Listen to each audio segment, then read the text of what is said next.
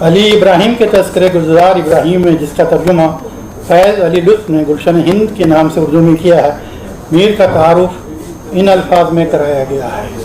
मीर तखल्लुस नहम नामी इस नगीन ख़ातिम सफ़न का आफरीनी का मीर तकी मीर मोहम्मद तकी है। मुतव्विन अग्रबाद के हैं। सिराजुद्दीन खारजू तखल्लुस आपके कुछ रिश्तेदारों में दूर के थे। इब्तदाए सफ़न शऊर से परवेश उन्होंने दारुल खिलाफा शाहजहांबाद में पाई और ख़ान मज़कूर की सोबत से नज़म रेख्ता की कैफियत बारीकियों के साथ उठाई है। मीर को खुदाए सुखन कहा जाता है, लेकिन ये बात आज तक पाए सबूत नहीं पहुँच सकी कि मीर को खुदाए सुखन का ज़ात किसने बख्शा। खलीक अंजुम ने मीर के खुदाए सुखन होने के मुतालिक दर्ज अल्फाज में इजहार ख्याल किया। हमने मीर को खुदाए सुखन का खिताब तो दे दिया है, लेकिन मीर के हवाले से इस खिताब की मुदल्लल तौजी आज तक पेश नहीं की जा सकी है। अहम सवाल ये है कि खुदाए सुखन की इस्तिलाह किसने वज़ा की और किसने मीर को खुदाए सुखन के खिताब से नवाजा। गालिब को खुदाए सुखन क्यों नहीं कहा गया, ये सवाल हनूस कायम है। बाबाए उर्दू अब्दुल-हक का मीर के बारे में ख्याल दर्ज है। मीर तकी मीर सरताज शोराए उर्दू हैं। उनका कलाम उसी शौक़ व शौक़ से पढ़ा जाएगा जैसे सादी का कलाम ज़बान फ़ारसी में। अगर दुनिया के ऐसे शायरों की फहरिस्त तैयार की जाए जिनका नाम हमेशा ज़िंदा रहेगा, तो मीर का नाम इस फहरिस्त में ज़रूर दाखिल करना होगा। शमशुर रहमान फ़ारूक़ी ने मीर के खुदाए सुखन होने की इस्तिलाह को तस्लीम नहीं किया है, बल्कि चंद अहम सवाल खड़े किए हैं। एक मफरूज़ा मीर का खुदाए सुखन होना है। जो लोग मीर को गालिब पर फौक़ियत देना चाहते हैं, वो झट से कह देते हैं कि साहब आखिर मीर को खुदाए सुखन कहा जाता तो क्यों कहा जाता है। अगर कुछ लोगों ने किसी शायर को खुदाए सुखन कह दिया तो इस बात का सबूत नहीं कि वाकई खुदाए सुखन है। मीर को अपनी सलाहियत, अज़मत, मकबूलियत और ज़मानदानी का एहसास था। वह अपने अशार में सादगी, सलासत, बरजस्तगी, नगमगी, नुक्तासंजी और मानी अफरीनी से आशना थे। वो अपनी शेरी हुनरमंदी और बरतरी के भी कायल थे। इस हवाले से उन्होंने कहा है, सारे आलम पे हूँ छाया हुआ, मुस्तनद है मेरा फरमाया हुआ, रेख्ता रुतबे को पहुँचाया हुआ इसका है, मोतक़िद कौन नहीं मीर की उस्तादी का।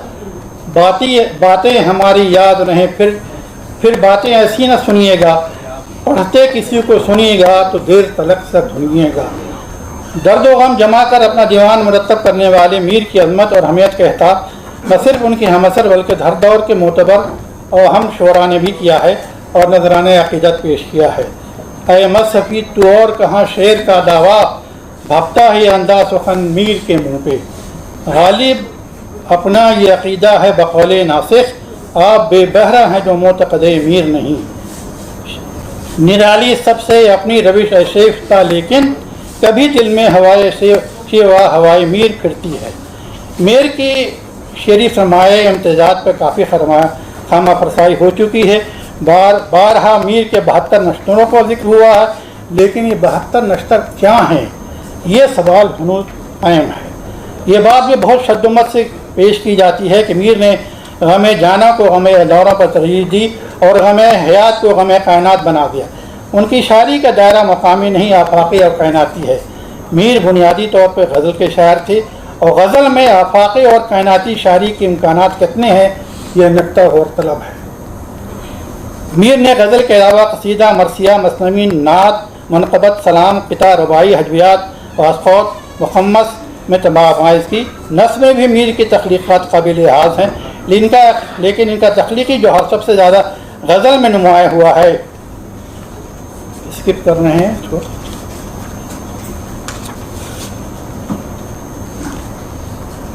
मेरा मकाला मीर और अजमीर पर है, इसलिए कुछ उस राहत के बारे में। दिल्ली पे नादिर शाह का जब हमला हुआ उस वक्त मीर दिल्ली मुक़ीम न थे।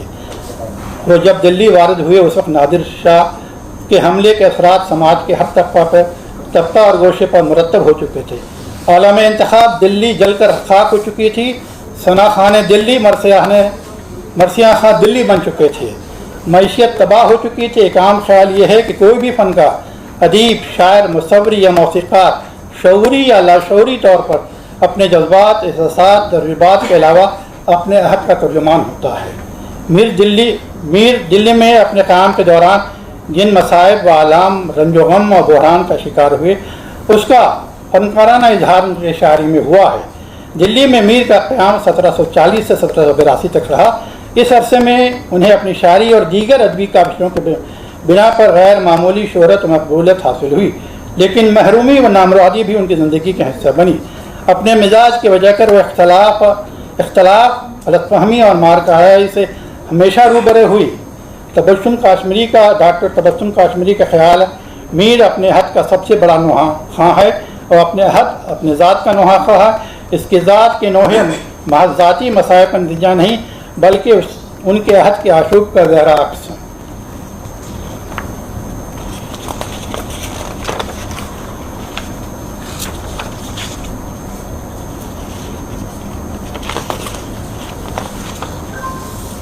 दिल्ली के हालात रोज़ बरोज़ नागुफ्ता बे होते जा रहे थे।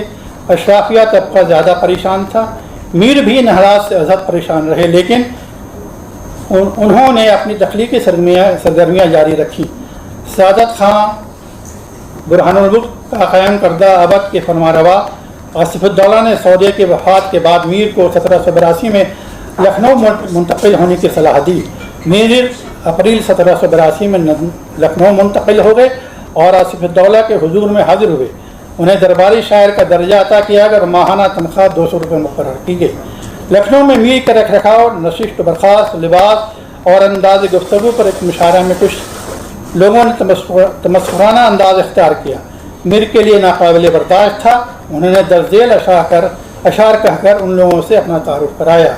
क्या बूद बाश पूछो हो पूरब के साकिनों, हमको गरीब जान कर हंसस कुफार के, दिल्ली जो एक शहर था आलम में इंतखाब, रहते थे मुंतखब भी जहाँ रोज़गार के, जिसको मुल्क ने लूट लिया वीरान कर दिया, हम रहने वाले हैं उसे उजड़े दियार के। और आगे बढ़ते हैं। मीर के ज़िंदगी के आखिरी अय्याम में अपने दुख्तर और फर्जंद की मौत का गम झेलना पड़ा। इन हालात और ज़िंदगी के दीगर आलाम ने मीर के सेहत पर बुरा असर डाला। पैदर पे बीमारी से मीर सेहत के एतबार से बहुत कमज़ोर हो गए। तब से मर्ज की नजात के लिए उन्हें इलाज दिया गया और ताब ना लाकर वो 21 दिसंबर 1810 को दुनिया से कूच कर गए। अमीर की शाराना अज़मत और बुलंद अदबी मर्तबा से किसी तरह के इख्तलाफ राय की गुंजाइश नहीं है। मीर की नुज़त ख़याली, मानी आफरीनी, सादगी, रवानी, एजाज और इख्तिसार, नकमगी और आहंग ऐसे असाब है जो उनके शायरी को मुनफरद और मुमताज़ बनाते हैं। उनका गमंगेज़ वजदान और सोज़ोज़गार ज़हन दिल पर देर पा असरात मरतब करता है। उनके कलाम में अखलाकी और हकीमाना मौज़ूआत की भी कमी नहीं। उन्होंने गज़ल में मुहावरों और मिसाल को इतनी हुरमंदी से बढ़ता है कि उससे ज़बान और शरीर लगत में इस्तेहकाम पैदा हुआ। उनकी शायरी का जादू हर किसी के सर करके बोलता है। मोहम्मद हुसैन आज़ाद ने आब-ए-हयात में लिखा है, मीर साहब को शगुफ्तगी या बहार ऐश व निशात कभी नसीब न हुआ। वही किस्मत और मुसीबत का गम जो साथ लाए थे उनका दुपड़ा सुनाते चले गए। वह आज तक दिलों में असर और सीनों में दर्द पैदा करते हैं। उनका कलाम साफ कह देता है कि जिस दिल से निकल कर आया है वो गम और दर्द का पुतला नहीं, हज़रत अंदोह का जनाजा था। कलीमुद्दीन अहमद भी मोहम्मद हुसैन आज़ाद की तायीद करते हुए उर्दू शायरी पर एक नज़र में लिखते हैं, मीर वही दाखिली व खारजी असरात कबूल करते हैं जो एक ख़ास रंग के यानी दर्द व गम का नमूना होते हैं। मशहूर व मुतस्सिम असरात मीर को पसंद न थे। उनकी पसमुर्दा दिली, शगुफ्ता जज्बा ये शादोकाम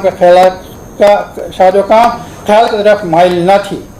इन नाक़दों के अलावा अहलीम की कसीर तादाद बशमूल हाली अब्दुल हक मीर को मुजस्सिम दर्द उनकी शायरी को उनके हद का आईना करार देते हैं। हालिया कुछ बरसों में कुछ ज़ीर महज़रात ने इस ख्याल का इज़हार किया है कि मीर के कलाम को उनके ज़ात के इज़हार और उनके हद के बयाने के तौर पर तस्दीक नहीं किया जा सकता है। इस ख्याल की तादाद में जो मुनकराना तावीलें पेश की जाती हैं वो जानिबदाराना हैं। उनमें हक़ परस्ती से ज़्यादा खुद परस्ती का उनसुर गालिब है। मीर बुनियादी तौर पर अपने ज़ात का तर्जुमान और अपने हद का नौगर था। उनका शायरी एक ऐसा निगार खाना है जहाँ रंग के आरफाना, हकीमाना, आशिकाना और इंदाना अशार से कारी आशना होता है और मीर के इस दावे को साबित करता है تاحش جہاں میں میرا دیوان رہے گا. شکریہ.